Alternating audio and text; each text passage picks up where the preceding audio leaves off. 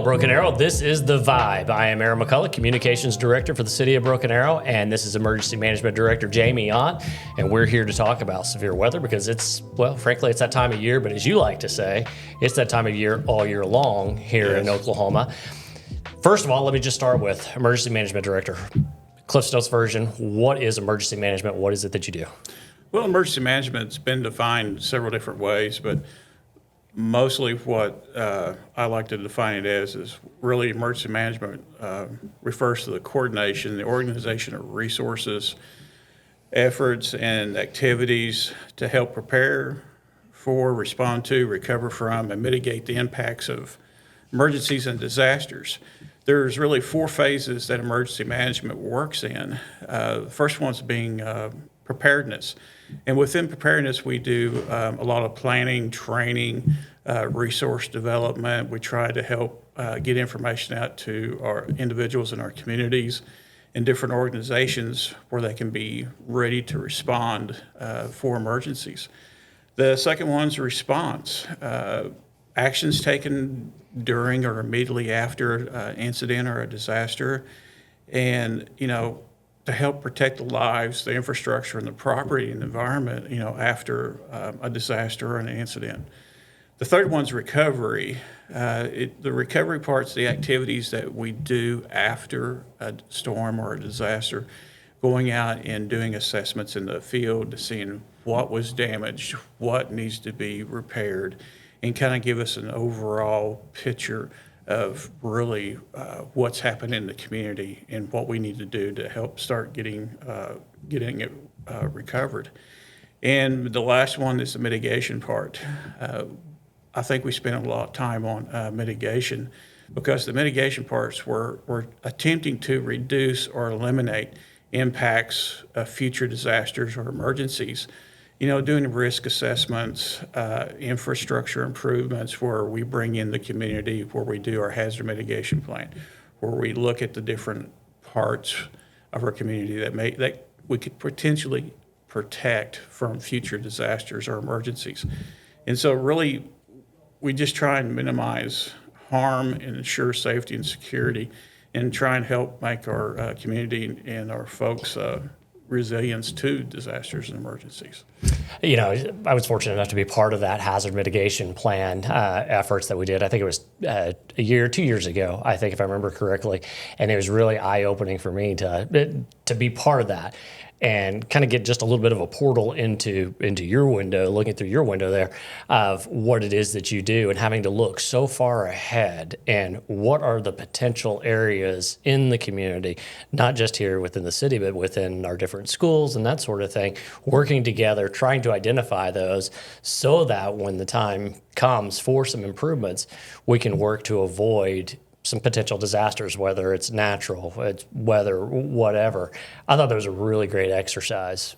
Well, when you come to one of the hazard mitigation meetings, you see that the different communities, the different organizations that come together, because we all have a part into this. And we all have different areas of expertise that we're a part of. And, and what I'd like to say, when the cameras and the reporters are gone after the disaster, we're still suffering and recovering from the effects of that disaster.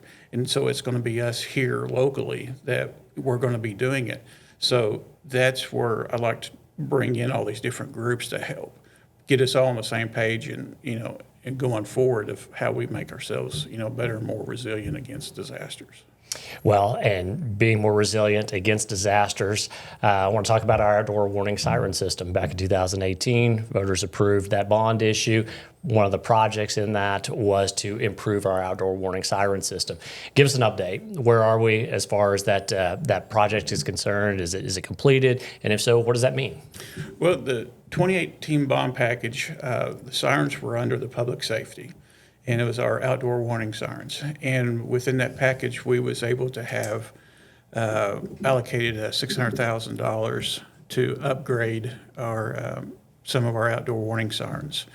And within that $600,000 at the time, because of our hazard mitigation plan that we've had, we were able to take some of that bond money and use it for a 25% cost share, to where we went and asked FEMA and the state of Oklahoma for mitigation money to help us add more sirens or replace more sirens in our system, outdue because of age. And the bond package initially set up for about 10 sirens.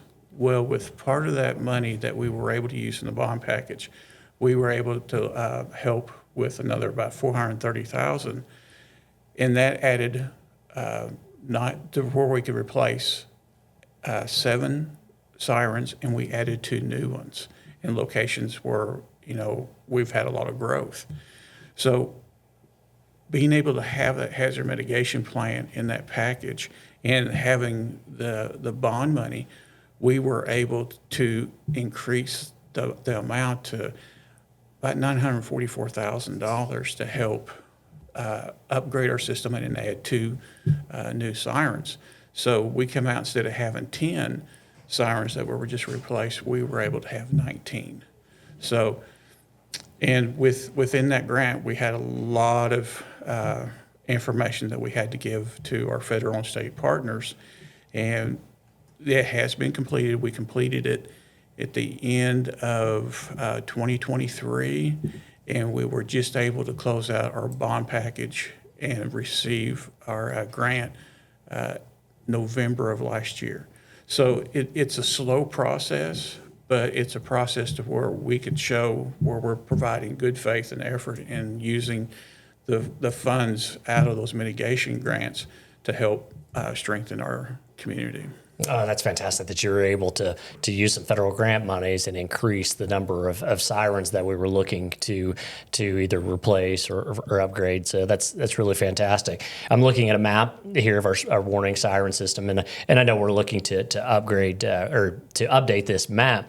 But wanted to ask you, so how many sirens do we have in the city?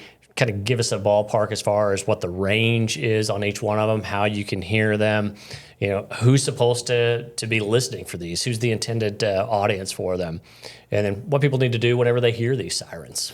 Well, we have 58 outdoor warning sirens, and we have 2 types of sirens. One siren is the older type that is a single horn, and it rotates around the pole. And so when that horn is just going around, the full sound of that horn is just going in that direction. So wind and climate affects sound waves as it's going. So if you're on the backside, you may not hear that horn. The newer ones that we're upgrading to is an omnidirectional. It's 360 degrees. It's the big round ones. You may see them out there like on Elm or Kenosha. That has a lot of horns, and those are heard, in a complete circle at once. There's no horn turning around, which that helps everyone to hear it at one time instead of just hearing it once in a while, So those sirens, they have a range of about a mile. Now, within that mile, we have trees, buildings, we have, some hills. So the sound from those sirens could be affected. When we're testing, like in the spring, there's very few leaves on the trees. So the sound's a little bit louder. But now we're starting to see leaves come out on the trees. They're going to be coming in full bloom. So those trees are going to be, like sound blocks to the siren. So you may not hear it as well because of when the trees bloom. So that's something that, we need to take in consideration. Those who really need to pay attention to them, or it's what we say is outdoor warning sirens.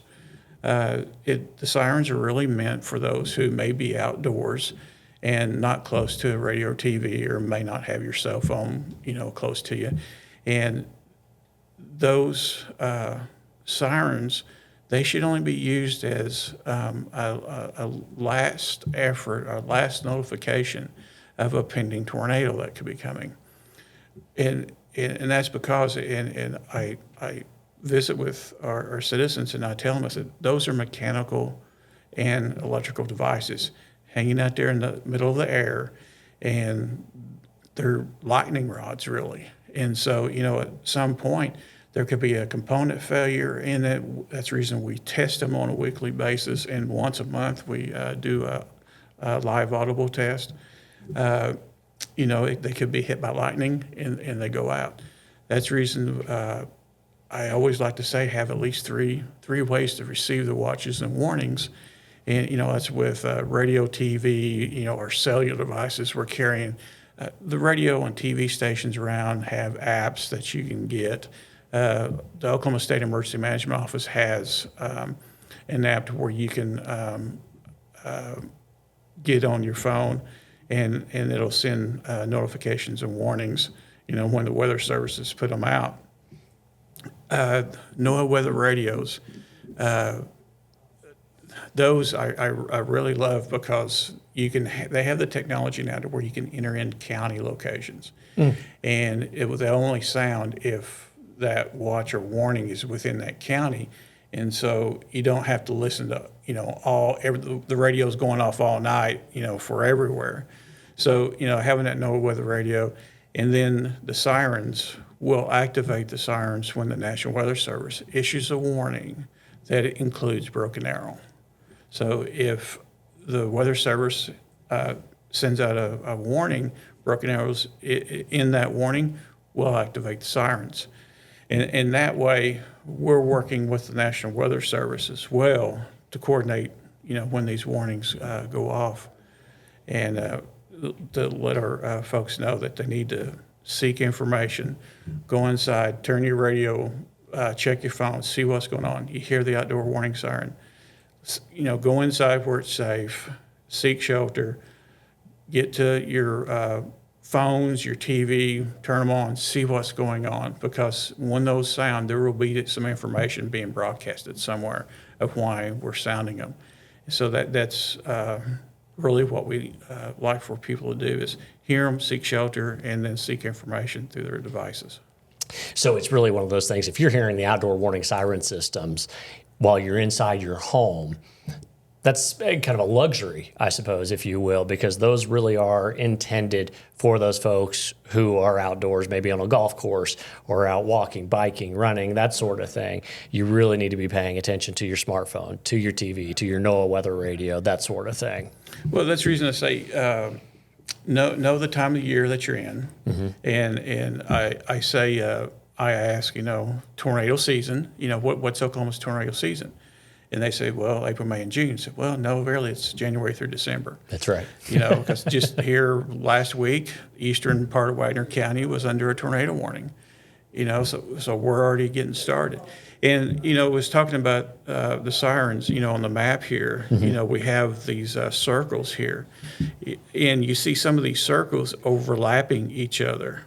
Well, that's really designed that if one siren malfunctions or it doesn't activate, there's these other sirens around close proximity to it that if you're outside, this one fails, you should be able to hear these other sirens going off.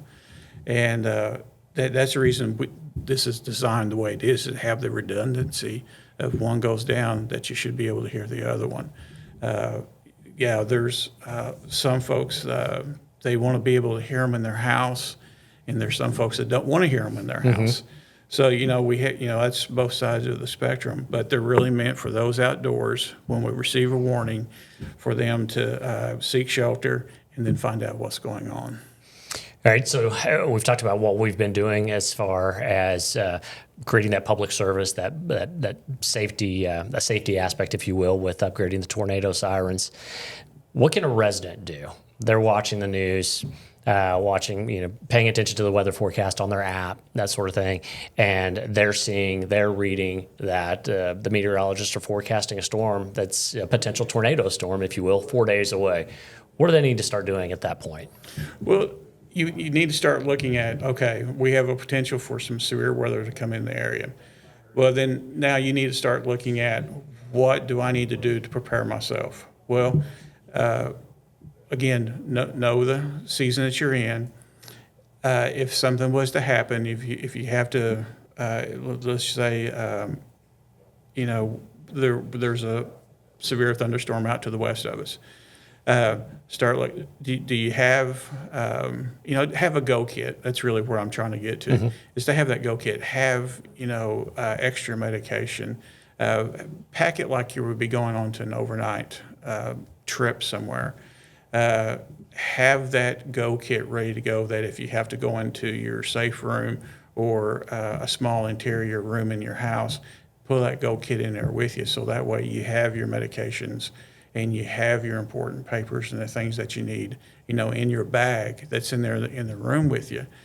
Another one is you may want to have a flashlight and a good set of shoes next to your bed, because a lot of times in the middle of the nights when we usually have our severe storms and our tornadoes.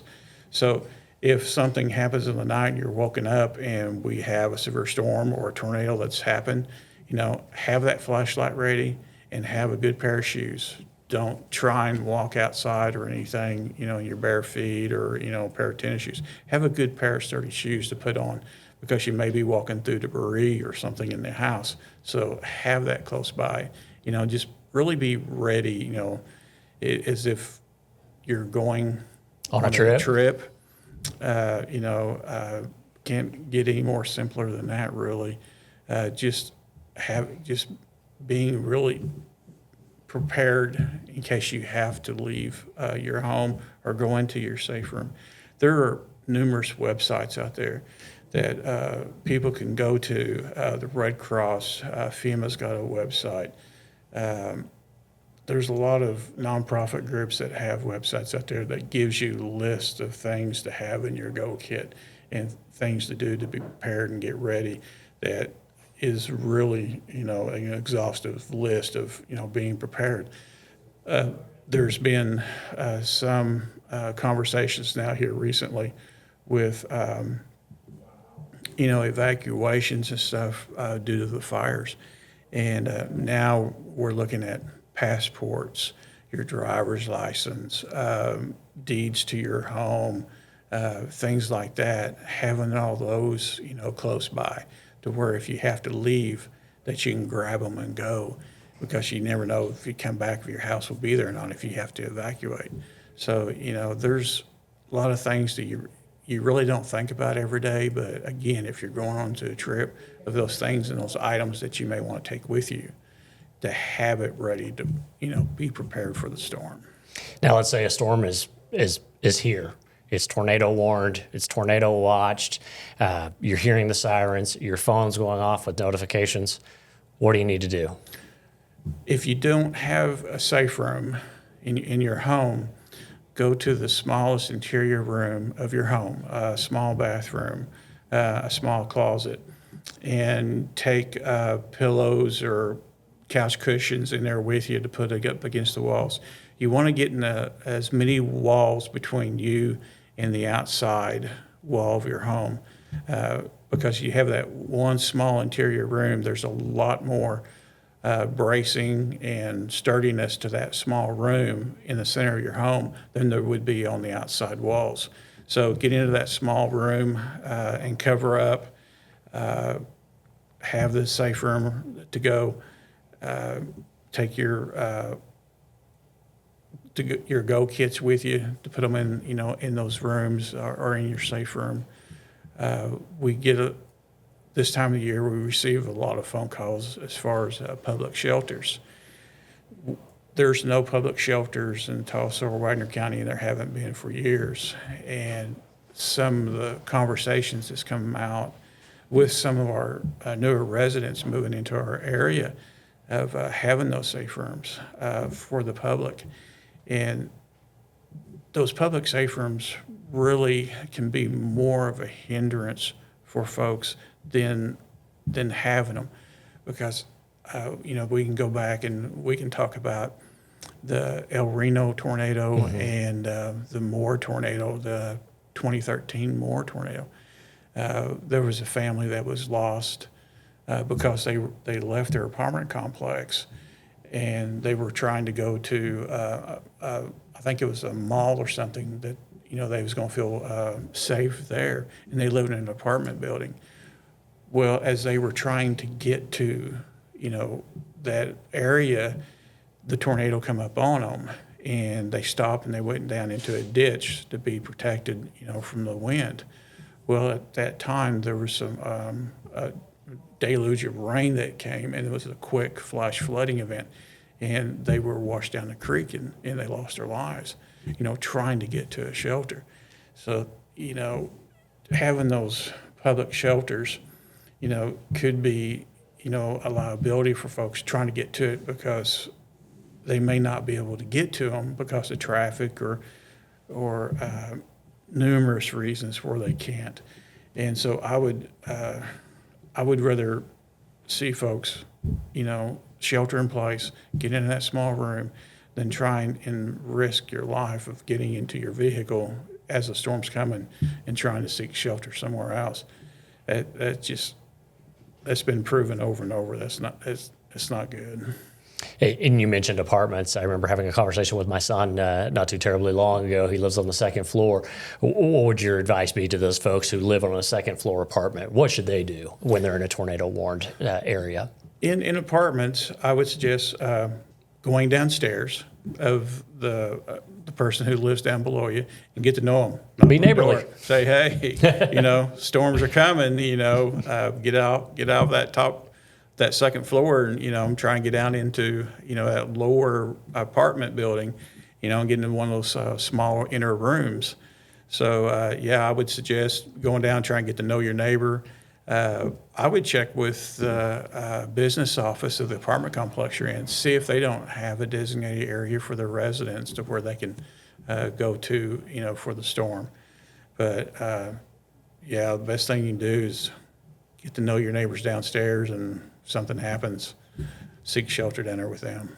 Yeah, get to that lower level. Get to that lower level. Get to that middle. If I'm hearing anything, get down low. Get in the middle. Yes. Then afterwards, a tornado comes through. What do folks need to do? I mean, you mentioned earlier making sure that you have a good, solid set of shoes. That's some of the best advice I've heard, because if you have a tornado that comes through and there's damage, last thing you want to be doing is walking around barefoot and taking nails. So it's, what do folks need to do after the storm if they do have damage? If they have damage, best thing to do is, check on your family, check on your neighbors. Like, again, most of our storms are at night. Have your flashlight, have your cell phone ready. Let your neighbors and family know that, you were affected and you're okay. One of the things that we were talking about, the storm shelters and safe rooms, one of the good things about that is if you have in one of these safe rooms, call a neighbor or a friend or a relative that's out of state or it's not in Broken Arrow, and let them know, hey, I'm going into my safe room, and I plan on coming out in an hour or hour and a half. Let them know that you're going to your safe room. So that way, if something happens and your family member or neighbor who lives outside doesn't hear from you and they can't make contact with you, they can call, the local authorities and say, hey, so-and-so was going inside their safe room and we can't make contact with them. So it'll kind of give us an idea that, when they contact our first responders, we can go out there, and check that area for them. So, have that notification, outside of our area that you're going into your safe room. And again, after the storm, really that's where the hard part starts is, the emotions of losing everything, seeing the damage. That's really kind of hard to say. I've seen the disasters from everything from hurricanes, floods, winter storms, tornadoes. First, reach out to family and friends. Let them know that you've had you've took damage from a storm or a tornado. Then just follow the advice of your insurance company. There's so many variables. Yeah, there's so many variables that play into that. Yeah, and it's really emotional because I'm just thinking of the times where I've gone into the areas and it's just devastated, and try and go in and help those folks. That's where having those plans in place, your hazard mitigation plan meetings, bringing in the community, our partners, our private and public partners, coming in and going, house to house and, offering assistance and, helping them with some of the things that they may need. Just after storm, it's just, there's so many variables get into it. It's just kind of hard to say really what you need, but that's the reason I say that when we take a hit like that, it's the community. We're all involved in it at the end. You and I had a conversation recently just about, when you have a tornado come through or high winds for that matter, there's the very real possibility that you're going to lose power. A lot of the electrical infrastructure is above ground. You may not have the power lines at your house. They may be underground. However, you may lose power. If you come across downed power lines, what do you need to do in those instances? Wouldn't go near it because it still could be charged. So the best thing to really do is just dial 911 and let our dispatch center know that, hey, there's down power lines, location where they're at, if they're on any vehicles or anything like that. Or if it's out in a rural area or something like that, call PSO. There's phone numbers and their website are right there to make contact with them, let them know that the power lines are down as well. And that way you can get on a list and they know where they need to send crews. That's fantastic information. I'm going to wrap it up with, we also have a storm shelter registration database. Yes.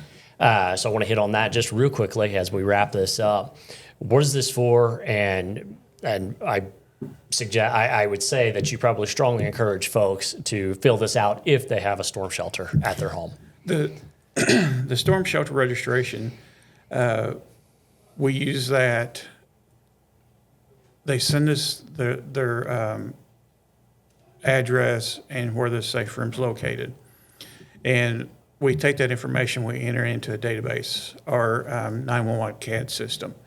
So when we receive that information, we put that there is a safe room in that house in our CAD system. So that way, if something goes on outside of a storm and they're searching, a house that may have had devastation from a lightning strike or something like that, they can check and see if there's a safe room in there to see if there's anybody that may be in a safe room. We also use that information that if we do take a tornado strike, we'll take the track that the National Weather Service provides us and we'll lay it on a map. And within that map, it'll pull up the names and addresses of those residents who have safe rooms registered in their house. And then we'll take that information and we'll give it to first responders or our task force disaster folks. We'll give them those addresses. And as they're going out and they're doing the assessment, and they're going door to door, they're looking at the address to see if that home or that residence has a safe room, and they will clear that safe room. They will make sure that there's no one in that safe room. And so really it's a tool for us to know that, yes, you have one, because there's some safe rooms that I receive, they're under staircases. They're in a master bedroom. It's not necessarily in the garage. So having that detailed information allows our first responders, as they're going in and they're doing searching the area, that they'll look at that address and they'll go to that location where it says on the form, and they'll make sure there's no one that's trapped in that safe room. Because that's one of those things that you don't think about until sitting here listening to you talking. If you've got a safe room and it's an underground safe room, a storm comes in and heaven forbid it levels a home, a lot of that debris could be landing right on top of that door, and you can't get out. Yep. And so knowing that a residence has this safe room, knowing where it is, will help get you to safety, because first responders will be able to clear it and get it open for you. And and that brings up another one. I think it was in one of the Moore tornado as well. There was one of the residents that was inside their safe room, and the door opened out, and the house took a direct hit of that tornado. Well, it took all that debris and everything and it put it in front of where her safe room was. And when she was trying to go out, she could not get the door open because of, again, all the debris. And it was an above ground safe room, and she couldn't get out. So a lot of the safe rooms now open with the door coming in.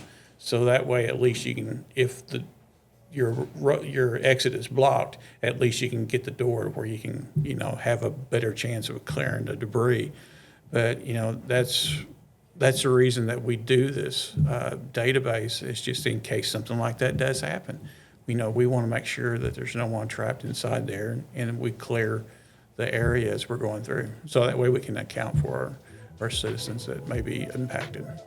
Well, a lot of great information here for folks to be able to go through and be prepared, and we certainly appreciate the conversation, Jamie. I appreciate you and doing this, and just again, we're in the spring, and be paying attention, because it seems like it's going to be a weekly basis now that we have potential for some severe weather. Hey, it's upon us. Oh, it is. The Vibe Broken Arrow is produced by the City of Broken Arrow. Thank you for listening. Don't forget to subscribe to hear more about Broken Arrow, the city where opportunity lives.